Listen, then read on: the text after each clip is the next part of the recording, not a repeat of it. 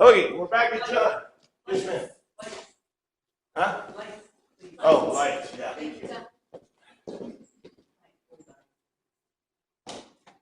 They're perfect. Now, if you go to sleep, I'm going to jump on the tables. All right, we are at the end of 13, and 13 was really an important chapter. I'd recommend go back and review it a little bit at some point.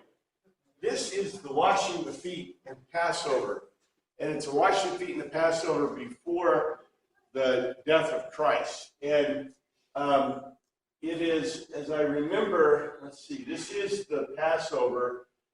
I can't remember in John when it was done exactly, but maybe we'll see that again. Here's the next to last verse that we were finishing, and this is we're getting to right to the last part. So I've got a little bit of 14 in there because, and actually I have a conundrum, but we'll have to figure out what to do with it. But this is the translation of 1333. Maybe I should go back up because it helps our brains to. Here's the King James. Little children, in a little while I'm with you. You shall seek me, and as I said unto the Jews, whither I go, you cannot come. So now I say to you. All right. That sounds odd, doesn't it? Well, let's see what it says in Greek. And I won't go through the Greek because we did this before, but you can see, I got the Greek there. Even now, I am small in company with you. I am small in company, micron. I am small in company with you, little children. You will seek to worship me, and just as I said to the Judeans. It's really funny. I don't know why. What is the NIV used to translate that? Even if I told the Jews. That's kind of a funny statement, right? Because what are they all? They're all Jews. So just as I told the Jews, that's why I do not like. They need to translate it to what it says, not just pull it whatever out of the stratosphere, because it would be really silly if it said just as I told the Jews when they're all Jews. So just as I told the Judeans, the difference is Judeans. What are most of the disciples? Yeah, they're from the Galilee. They're from the Galilee. They're from the northern area. And Jesus is, I told you, I think he's the rabbi of Capernaum. So, it makes total sense for them to say, just as I told the Judeans, because those are the people from Jerusalem and from Judea, but not as I told the Jews, because they're all Jews. I don't know. It really bugs me a little bit because it really takes it out of the context of a good translation when they do silly things like that. But I said to him, belong to Judea, that whatever where I lead under, that's that classic use, wherever I lead under, you are not able to go. And just now I make a logical argument to you. Now, compare that to the translation. Little children, a while I'm with you, you shall seek me, and as I said to the Jews, whither I go, you cannot come. So now I say to you, which makes more sense? To me, this I know it's a little obtuse as a translation, but this makes more sense to me. The statement itself is broken in the wrong place because in the last part it says, I make a logical argument to you, and what do we expect to see? Logical argument. Yeah, the logical argument, which is the next verse. I don't like calling verse statement. The next statement was broken in the wrong place. This indicates, because this was broken in the wrong place, that indicates the interpretation of the time was different. That's usually an indicator. Remember, the verses are added like more than 1,000 years after the thing was written, after the piece was written. So Remember, there's no punctuation, there's no capitalization, there's no indication. All the words are squished together. So how do you know where the words begin and end? You know, you have to tease that out. And so whoever did the versification in about 1000 AD, when they did that, what did they do? They broke it at that point, and you go, well, why would you do that? If the interpretation of the verse was different in the Latin Vulgate, for example, and I didn't put in the Vulgate, I probably should, that would help. But you see the point. Now, I do think that we have a good interpretation. I think with our translation, we'll see that. But that's an indicator. A micron, which is the word used for small, isn't necessarily in terms of time. It's an accusative adjective that indicates a lot more. It could be time, but in general, it means his place, status, time, existence is small among them. Thus, the continuation of the statement in 34 that we're going to see. But that's why it says, even now I'm small in company, I'm a micron in company. They have translated in our English in the King James and the NIV as I'm going to be with you a short period of time. But yet, like I said, the word is a much more complex word than that. It's okay to say it's in time, but wait till we get to 34. This statement is very important in the overall argument set forth by Christ and John. The statements of Christ apply to all. It's not just the leaders, the Judeans, who are excluded, but all are excluded from the lead under of Christ. Only he can take on this specific responsibility, and only he can face his event and sacrifice. So you see where we're leading, right? This is the lead-in to the crucifixion. And that's the whole point. You guys can't go. I thought, we're watching The Chosen. I think The Chosen does it really well in showing the emotion that Christ has toward the disciples.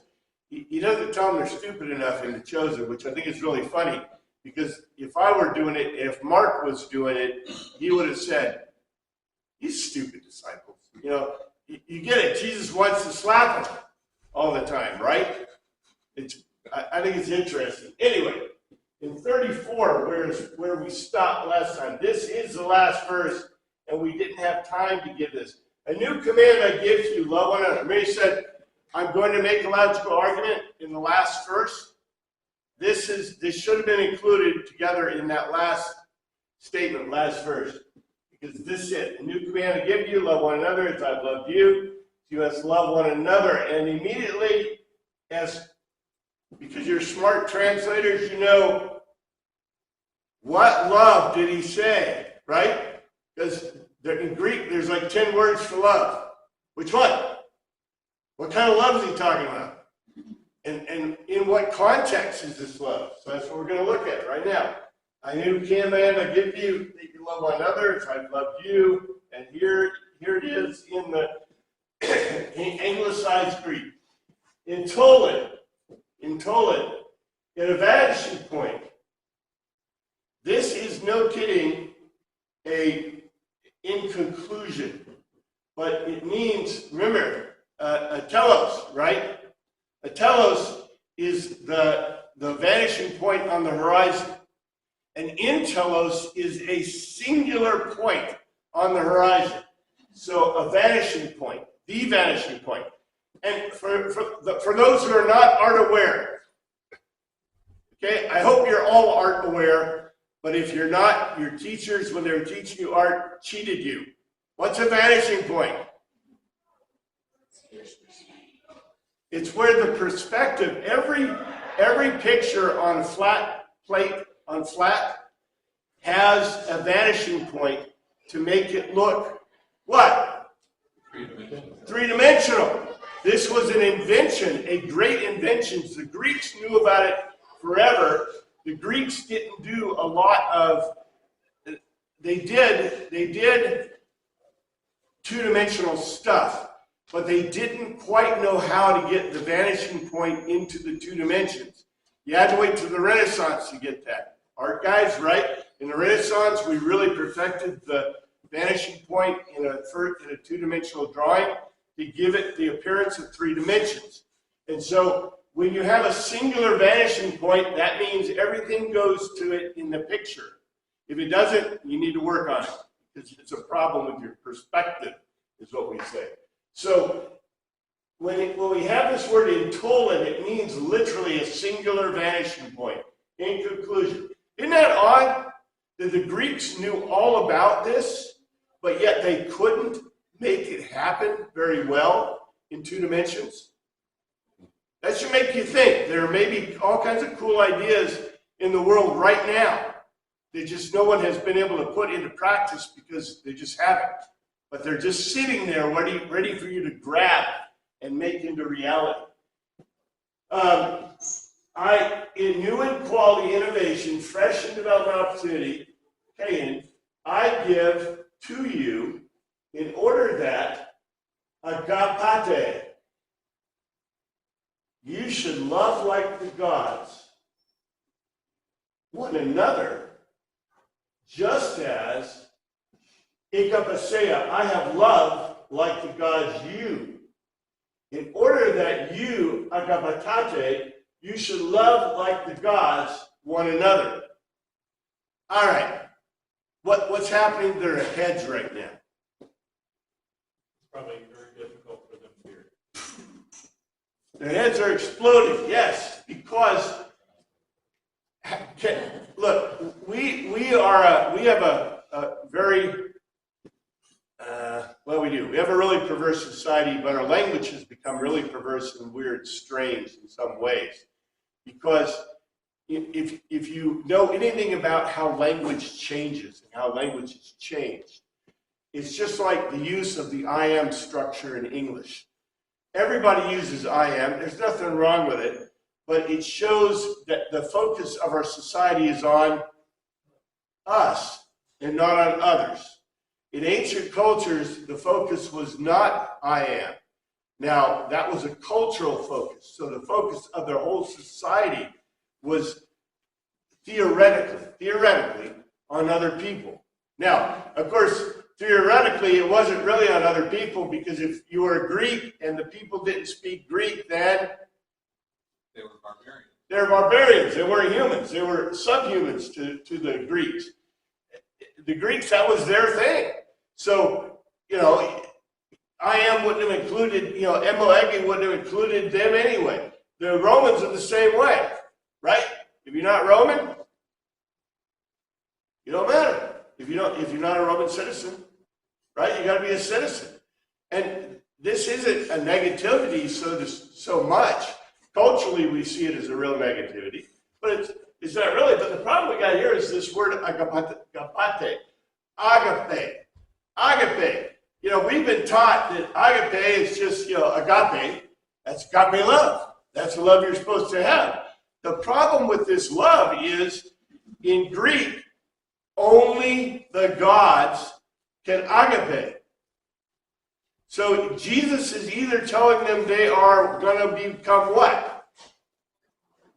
Gods, or He's a god.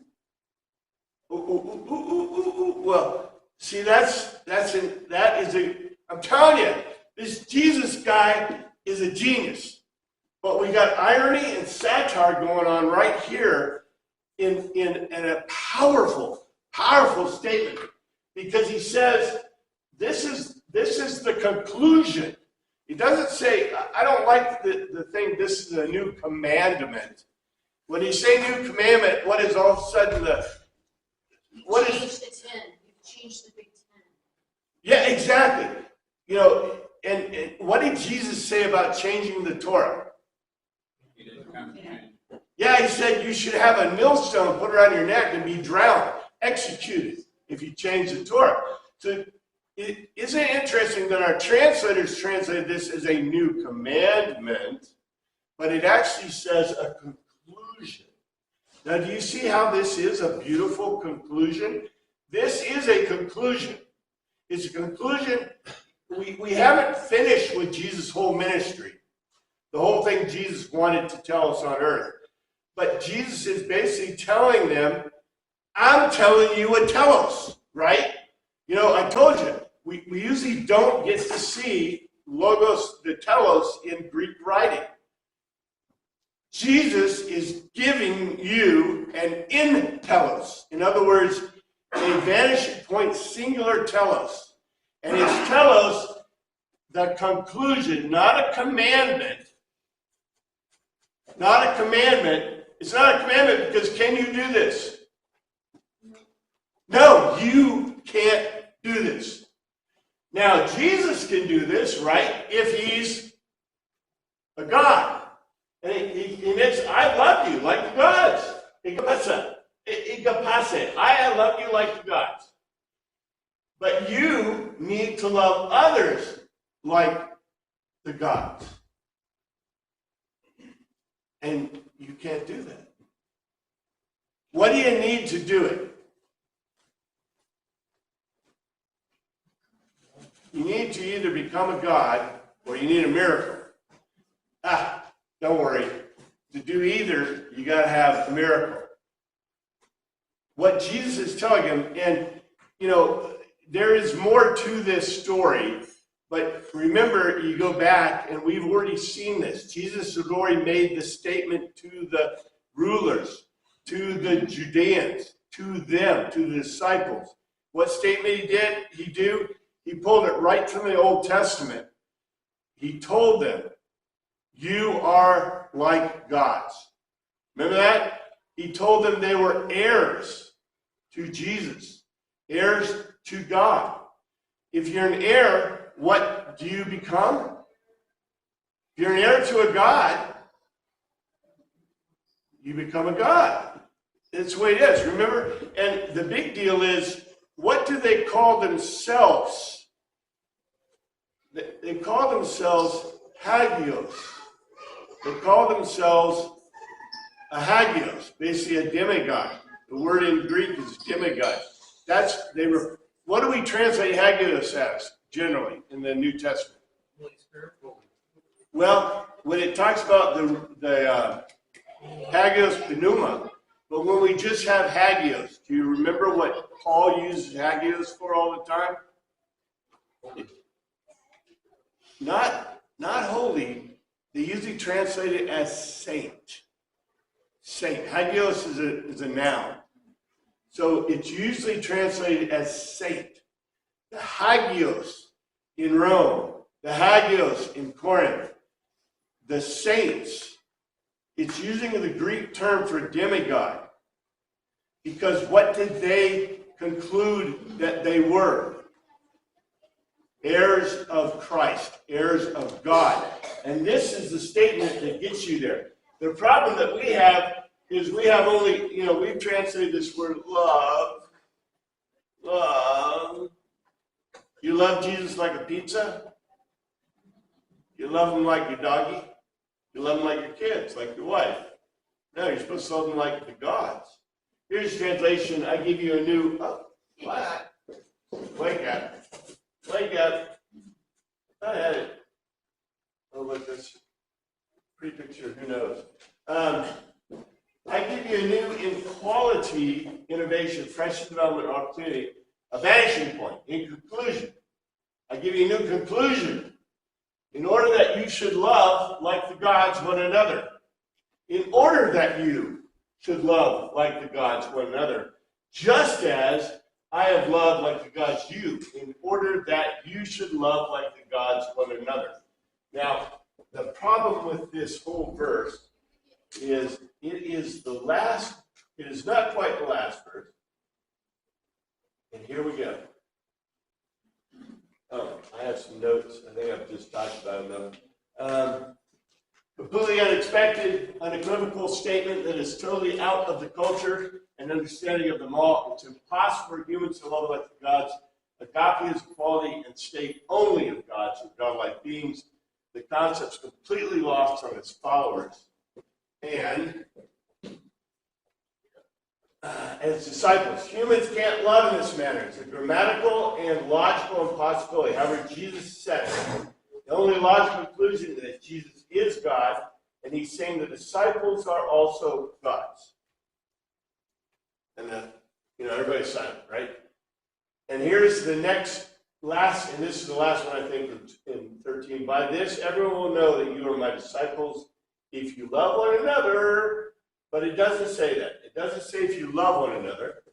By this, all men shall know you are my disciples if ye have loved one another. No. In toto, into him, they will know, especially through personal experience, first-hand acquaintance. There's glucosentai. Pantes, the whole, that, or because to me, disciples you are, in case that if agape, the love of the gods, you hold into one another. So here it is. Into it, they will all know you are my learners, because in case that if you hold love of the gods into one another.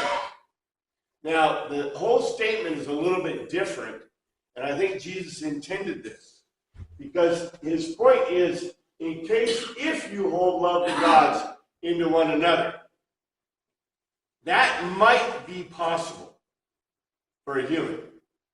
Might be possible that you could hold the love of gods into one another. You could love like the gods. But like I said, this is a grammatical impossibility. This is something impossible for humans. And it's intentionally an irony. And I say right here, this is impossible to say with Greek. In English speakers' mind, nothing is, that's the problem with our language. We even got rid of the subjunctive too. Maybe some of you remember subjunctive too. If I were king, remember that? Yeah, some people, if you're old enough, you were trained in subjunctive too, which is the statement, you can say, if I was king, or you can say, if I were king. The problem is, if I say, if I was king, I presume that it's possible for me to be king. That's subjunctive 1. But subjunctive 2 is an impossibility. So most properly in English, we would say, if I were king. Now, you could say, if I was the President of the United States, because it is theoretically possible for anyone to become the President of the United States. We see that in some of the people that they tried to get elected in the last election cycle, and before that. Who would let these goofs, some of them, be President of the United States? But, in any case, subjunctive 1 and subjunctive 2, we've lost subjunctive 2, because in English, nothing is impossible, but it is, right? It's impossible to breathe in a vacuum. I actually had a guy that was a student with me in college who believed that he could breathe in a vacuum. I really wanted to try it, because he would be dead. What an idiot, right? Anyway, people, yeah, whatever. Well, you better have a spacesuit, right? In the mind of an ancient, the world is separated into the real, the supernatural, the real but unseen and unseeable, the archetypes of things, like words, and what a human can know, philosophia. The archetype of things stand in the place for the real and the supernatural. This is really an important idea. The archetype of things, what we call words, stand in place for the real and the supernatural. They exist to describe things that are indescribable. You can't describe love. You can't draw a picture of love. So you're talking about abstract versus concrete? Yeah, kind of. A concrete word is a verb. If I walk, or a camera, or a stand, or a table, because I can draw a picture of them, I can show you one. But if you say Aphrodite, or God, I can't show you a picture. I can draw a picture of what I think Aphrodite looks like, but who's to say that's what Aphrodite looks like? I can try to draw a picture of what love is like, but can I ever draw a picture of love? And which kind of love? Agape, storge, eros, Panthos, what? Take your pick. What love? Phileo, what love? You can't draw a picture. So the words themselves stand in place of complex ideas. And the ancient world, they understood this. They understood this to a great degree.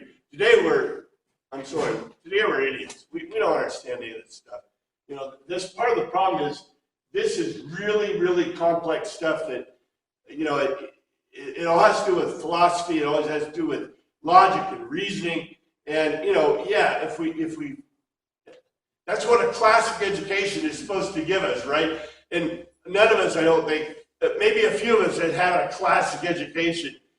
The rest of us, like me, you start to get the edges, and then you try to give yourself a classic education.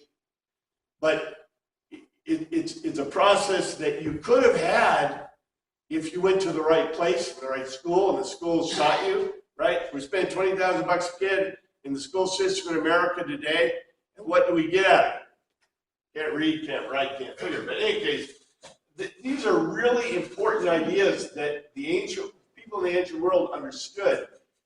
They even talked about it. Now, the Hebrews didn't do it. You can see the disciples, when Jesus tries to draw them into a symposium type thing like this, right? What are they doing? Because they weren't like the Greek thinkers and speakers of the time. What did the Greeks do? For fun. They sat around in symposiums and talked to each other about philosophy, about art, about writing. Luckily they didn't have nearly as much writing as we do, and a lot better writing. You had Homer at least. So they would talk about these things. And the Romans, what did the Romans do? They were doers.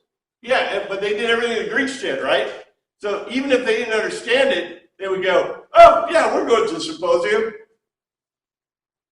And if you brought up a hard subject, they might go, I don't know, let's build a bridge, right? Good. Right? Anyway, it's interesting because these things are really powerful and important.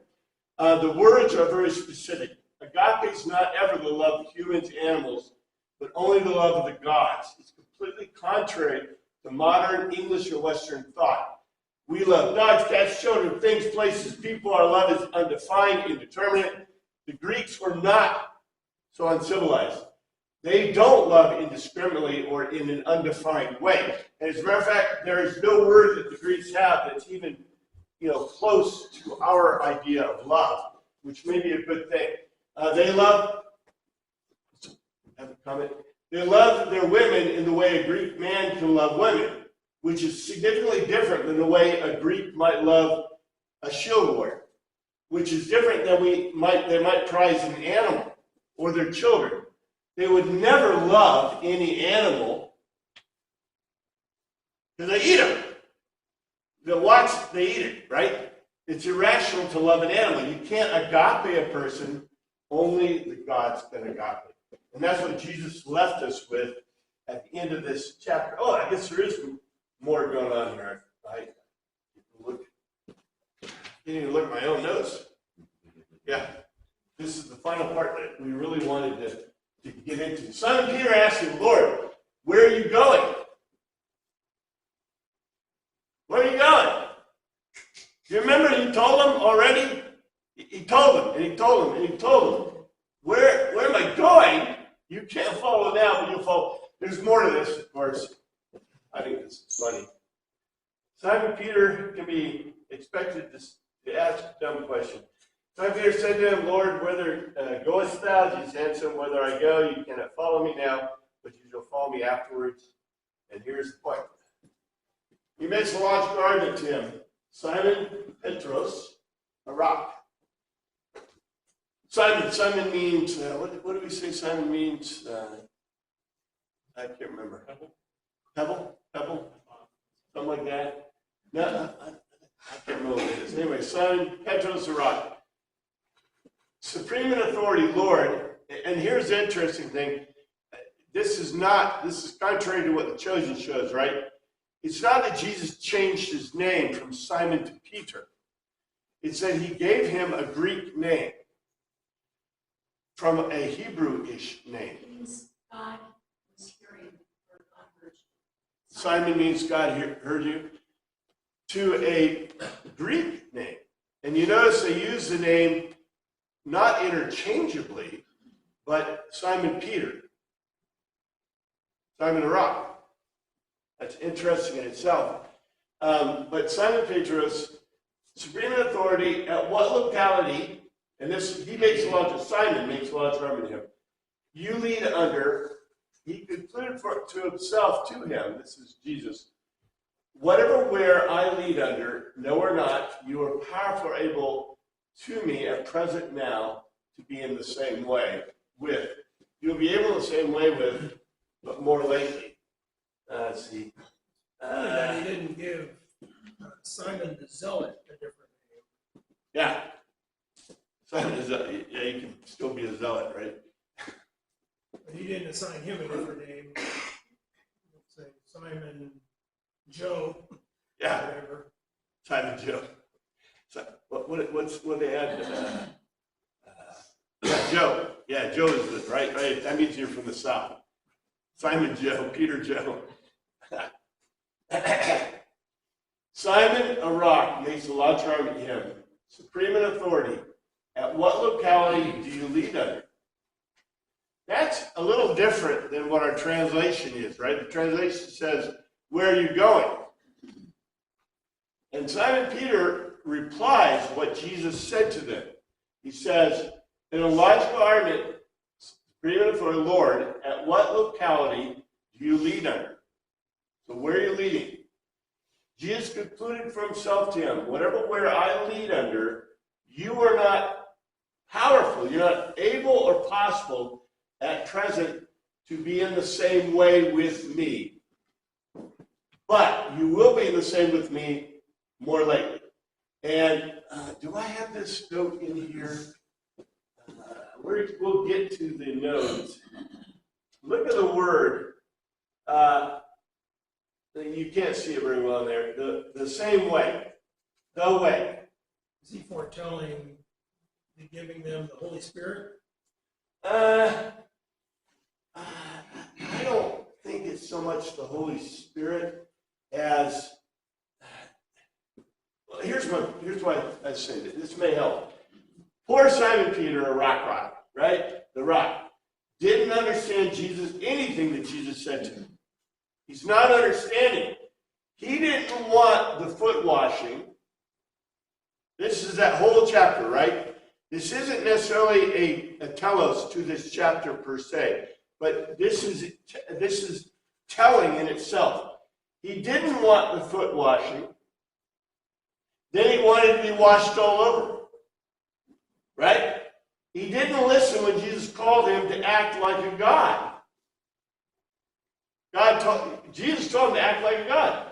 He didn't provide a distraction. He didn't provide a distraction. He doesn't get what is going on at all. He didn't take to heart what Jesus said. They are like the Pharisees. Remember it said, just like I told the Judeans, the Pharisees, remember the Pharisees that were what Jesus said, are we blind? And Jesus said, yes. What did Simon Peter think? I can see it all, right? And he asked Jesus stupid questions. Also notice, and we're going to see this more, notice the reference to Teen Hodos. Jesus said twice in this statement about you cannot, I will lead under, but you can't, you're not able to follow. You're not able to be in the same way with me. Yes, sir. We still have the expression kind of dumb as a rock. The name rock was a little bit of an insult to Peter. It's like, you're about as smart as a rock, but I'm still going to build my church on this rock. Yeah, that is good. I never thought about that, but and poor Peter. Okay, I think Peter is the straight man. right, to Jesus. Jesus is like, man, I'm working hard, right? But you're not working with me, right? This tenodos is important though, because I think these words are used literally. Well, of course they are. They're Greek, right? Greek is concrete. So when Jesus says, you will be in the same way with me, tenodos, the way. And so by John's time, I can assure you, what had happened by John's time with the term tenodos? Late gospel after destruction of Jerusalem. What was okay about using the term the way before this? Nobody attributed to this fifth group of fifth sect of Judaism, right? Now, when you say the way, tenodos, what does everybody know? You're talking about the fifth sect of Judaism, like the Zealots, or like the Pharisees, or the Sadducees. What do the Sadducees think about this? Yeah. What do the Pharisees think about this? What do the Zealots think about this? What do the Romans and the Greeks and everybody else think about this? They're not happy. That's why, by the way, I think they're pretty smart. They called tenodos Christians in Antioch. The Greeks did. Calling them Christians may be a disparagement, but guess what? At least they don't kill you for it, right? Calling yourself tenodos, you're the fifth sect of Judaism. Even for all the other sects of Judaism, when they hear Christian, what do they think? Greek Mysterion. There's all kinds of Greek Mysterions. If they want to be part of a Greek Mysterion, let them go do it, right? But when they hear tenodos, what do they say? What did Paul say? Oh, Paul Saul. Kill you, right? I'm going to kill you. You're the fifth sect of Judaism. You're not allowed. Anyway, there's right. And then Peter asks, Lord, why can't I follow you now? I'll lay my life down for you. This is interesting, of course. We know the answer to this question. Jesus said unto him, Lord, why can't I follow you now? I'll lay my life for thy sake. He makes a logical argument to him. Peter does. Petros. Kyrie, supreme authority. Dia, through which, what, why, no or not. There's a question word, right? I am powerful, able to you to be in the same way with. Just now, the mind, the psyche, the mind of me, in behalf of you, I will place in a passive horizontal posture.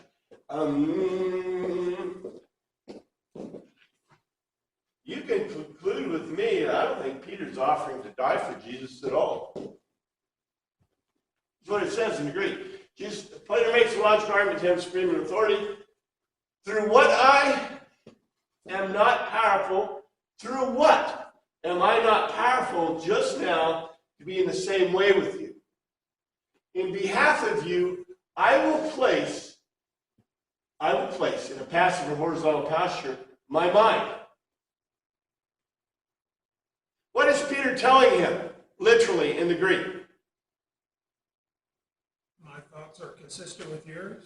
Yes, exactly. Is he saying I'm willing to die for you? That is a total mistranslation, in my opinion. Now, can you pull that out?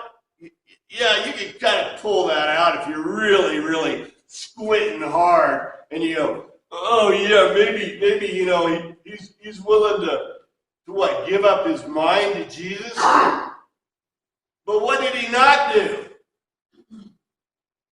He wasn't trusting Jesus enough to love like Jesus, or to go with Jesus, or be with Jesus, right? This is really funny. Because it does not say what our translations say at all. And we've been through this. If he said, I'm willing to the word for dying, a epicurine thing. Anyway, I'm willing to physically die and give up my sarks, right? My sarks for you. We go, oh yeah, you say you'll die for Jesus. This ain't dying for Jesus. I'm willing to put my mind in America. I think your words were even better. That Brett, I'm thinking the way you're thinking, Jesus. What's Jesus doing? He's reaching his hand back, just ready. You are not. Poof. And then what he says, and this is what happens. And let's see, this really didn't say Peter will lay down his life. It says he'll prostrate his mind. If Peter really meant he would die for Christ, he would have been much more specific in Greek and said to it. This is a real grand thing, and I think the translation for Jesus answered, will you really lay down your life for me? Very truly, I tell you, one of the aristocrats that has owed me 3 times. Of course, we know there's more to this. This is, Jesus answered him, will you lay down your life for me? For my sake, verily, I say unto you, the cock shall crow, while the life shall deny me. Here's the Greek. Apokryntheia, he concluded for himself, Jesus did, the mind of you, in behalf of me, you will place, amen, amen. I make a large garment to you. No or not a lace. Look at that. Me. Me. Double negative. In Greek, that's really negative. A cock, he will emit a sound until of whom, which, what, you will deny me 3 times. Jesus concluded for himself. There, let's pull it out. It's the whole thing. Jesus concluded for himself. He thought about it. Your mind, in behalf of me, you will place. He didn't give him a choice, did he? What did Jesus tell him? You will align your thinking to me. All right? Peter said, oh God, I'm willing to make my mind like yours, to be like you, right? What did Jesus say? You will. I will conform your mind to mine. I will. Firmly. Amen, amen. I make a large garment to you. No, not. A cock will emit a sound until of which you will deny me 3 times. A classic, right? This is a nice word, thrice. We don't use that enough. Yeah. You can combine 3 words in there, 1 word. Actually, in English, other languages, if you study other languages, like a lot of languages, I'm trying to remember, I think in Japanese, there are numbers that have specific endings for animals, for people, for round objects, for straight objects, for objects that are solid. And thrice is like that in English, once, twice, thrice. There is a whole language or a whole set of numbers that are I didn't look at what they were, but that are used in that fashion in English. And other languages have these kind of words or numerical words, right? We've lost them. We don't use them. And you're right. We should use them more often because we have them. They're part of the million words in the dictionary. These are not even words. These are what we could call them parts of speech. What's that? Modifiers? Yeah, modifiers, parts of speech. Because there could be gazillions of numbers, and theoretically, you can use any of those types of numbers, from ordinals to modifier numbers to all kinds of numbers. I don't know. I think it's really cool. Unfortunately, we don't use them enough. Now, here's the problem. Remember, the chapters were added later. So when we get to these chapters, where do they break this chapter? 13, 14, right? You notice what it does here. Who is he talking to? You notice the NIV says Jesus comforts his disciples. Well, maybe. Who was he just talking to? Peter. Peter. Maybe he's comforting Peter. Maybe he's comforting the disciples. I think I'll be inclusive. Let's see what it says in the Greek, right? You believe in God, believe also in me. This is more strong. Let not your heart be troubled. Oh, this is Sean Hannity's favorite verse, right? You believe in God, believe also in me. He leaves off the other part. I wish Sean didn't do that. May, not erase, it be put in motion. Agitate back and forth of you, the heart. Now, what's ironic about this, where did this start in 13? What did it say about Jesus' heart? It was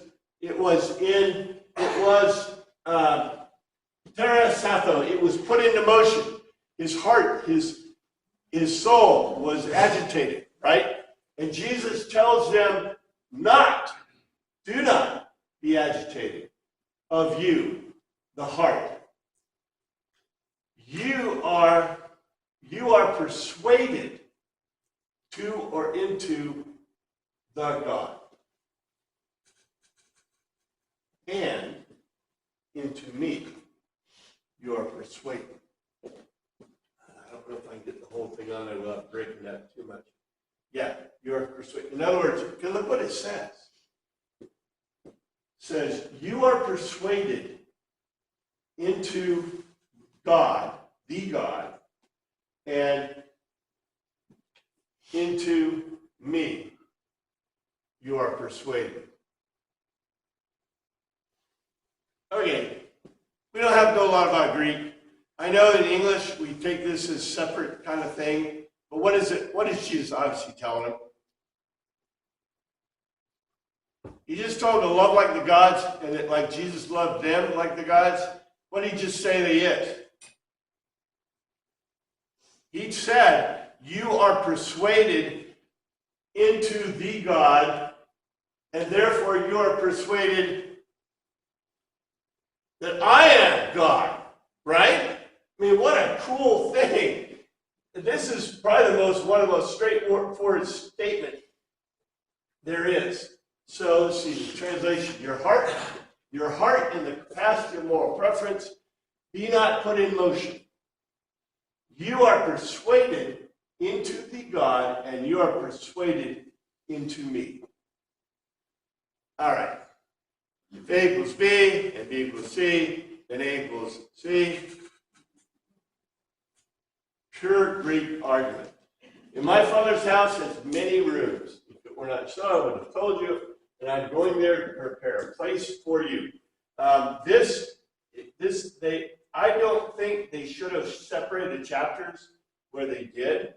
And I'm in a conundrum whether to continue on 14 or maybe give you a, usually I give you a synopsis. I think I'll work with synopsis 13, and then, we'll go over the synopsis. But what can you not do between 13 and 14? Yeah, it's not a chapter. It's not a separate. They're all together. So the Logos continues through 13 to 14, which is true of all the chapters anyway. All the chapters are added, but there is no logical break at this point, between 13 and 14. There's absolutely no logical break. In my Father's house, many mansions. When I saw, I would have told you, I go prepare a place for you.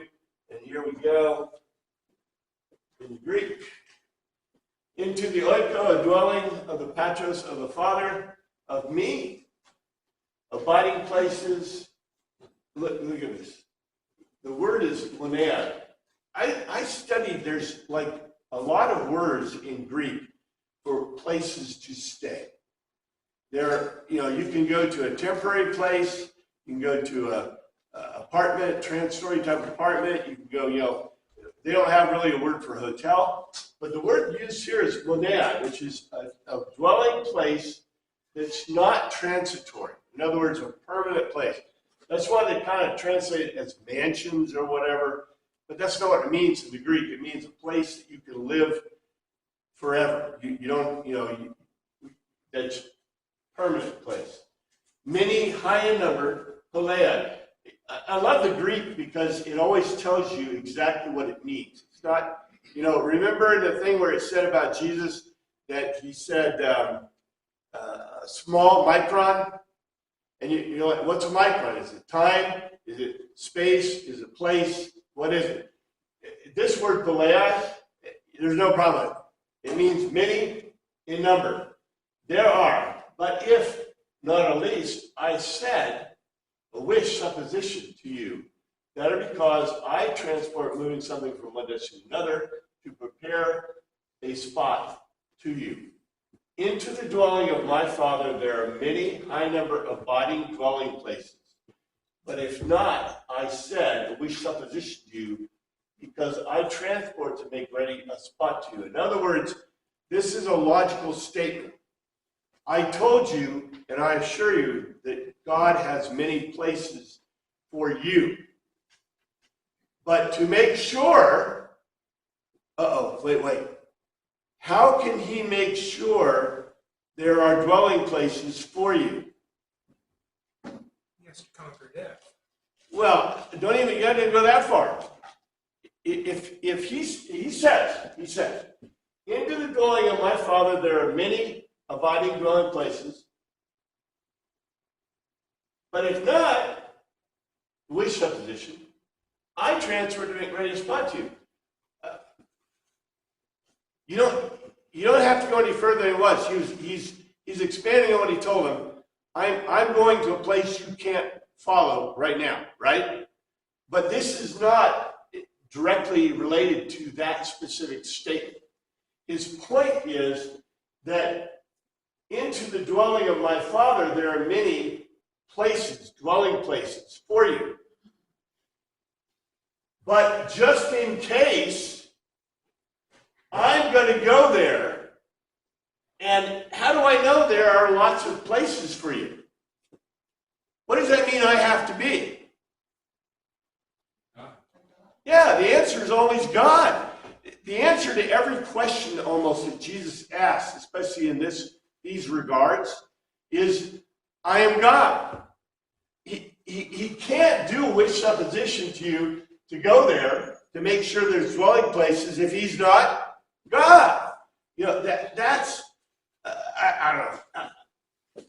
I find it amazing that people, even today, you get the professors and professorettes and the brown guys who say, Jesus never said I was God. Or Jesus never, meant to be considered God. I thought the Armenians were, wiped out way back before the second, third century, right? But we still got Armenian thinking, and the Armenian thinkers are the idiots, literally, in the universities who have no clue, who probably haven't even read this stuff. They have no idea. What's he trying to do? What's trying to send a sheet? You can't, because I don't think you're connected to the internet here. I want an unsafe place. And if I go and prepare a place for you, I will come back and take you with me, that you may be where I am. Here, get this. Point out the idea of mansions in human culture. They don't exist in the sense we imagine. People, here's the words, and I told you I studied these words. People have oike and mone, and oike is a communal and perhaps movable place, like a tent, an oikos, right? Oike, like a tent or some place to lay down. A mone is an individual permanent dwelling. Even the idea of ownership of real estate is something outside their cultural understanding, right? Everybody knows you can own a house. And it's really funny, in the Chosen, they got people that are owning houses, right, or have properties, supposedly, in Judea. The problem is they don't ever talk about the property. The property, although there is ownership, and people do have ownership, it's not exactly the way we think of ownership. And, today, probably half the population of most of these countries in the ancient world, they call them homeless. Because they're carrying around their tent, or they're carrying around their bedroll, and where do they sleep? They lay it out someplace, and people hopefully won't kick you off the street, right? And you spend your night. It's not like hotels. Yeah, Motel 6 doesn't keep the light on for you all night. There ain't no such thing. And, this whole idea of property and houses, we have our views, but yet I really should write something about this because it's a lot more complex than we can imagine about where you live and where you can be. Jesus promises a mone, which is a individual dwelling. And if I go to prepare a place for you, I will come back and take you to be with me, that you may also be where I am. So do you think he has transitioned to truly talking to all the disciples, or is he still talking to Peter? I think he's talking to them all, but I think he's looking Peter in the eyeballs. Because Peter seems to have, it's not the other disciples are way more cogent, but I think they do.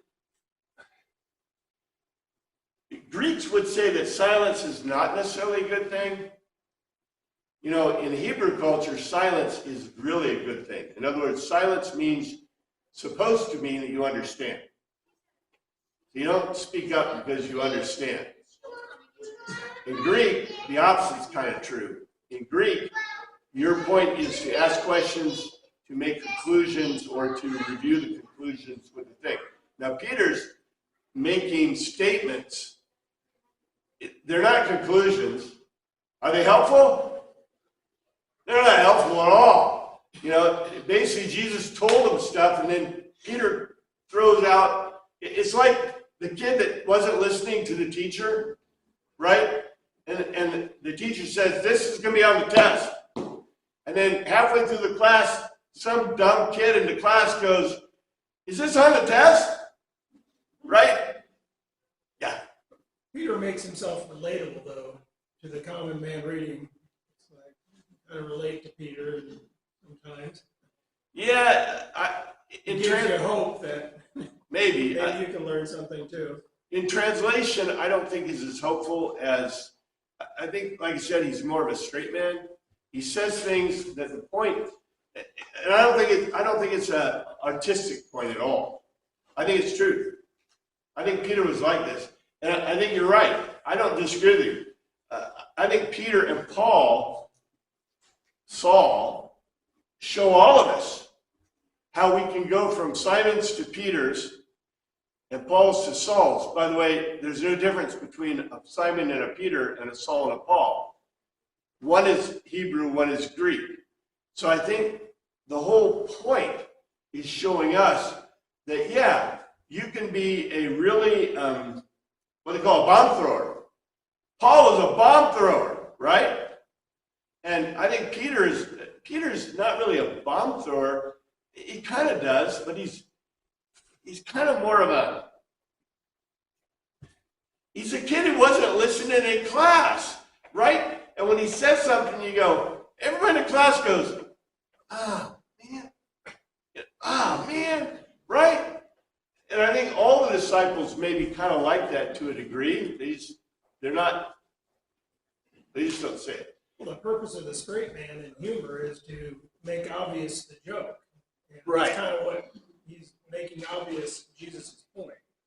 I think you're right. And so, yeah, maybe there's hope for all of us to be straight men. I'm going to go further.